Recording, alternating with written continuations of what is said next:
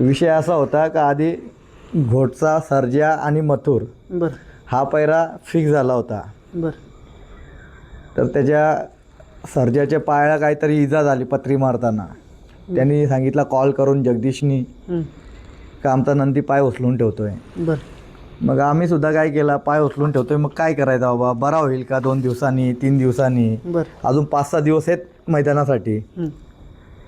तर त्या लोकांनी काय केला का सांगितलं दादा आता यो बराच नाही होणार. बर तर मी तरीसुद्धा वापस पुन्हा फोन केला. मग आता कसं काय, बोलतं कर्नाटकला आम्ही घेऊन चाललो आहे. बर लो काही हरकत नाही, कर्नाटकला घेऊन चालल्या तुम्ही, चांगली गोष्ट आहे, लवकर बरा करा. बर तर मी बोललो मग बरा झाल्यानंतर दुसरे कोणच्यात पळेल का, नाही बोलतं दुसरे कोणाच्यात पळणार नाही. बर स्वतः जगदीशसुद्धा बोलला होता माझ्यासोबत बर आणि नाना प्रधानसुद्धा बोलला होता माझ्यासोबत. बर नाना बोलले भाई पळेल, त्यांनी त्यांच्या नंदीवर हात ठेवायचा डोक्यावर, जसं मी आज ठेवतोय.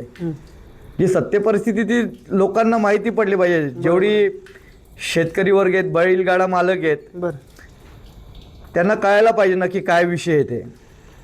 मग त्या टायमाला त्यांनी सांगितलं भाई जर पळाला याच्या पुढे तर मथुरमध्येच पळणार, नाहीतर पळणार नाही. तर मी बोललो मग आता काय करू, मी थांबू का काय करू.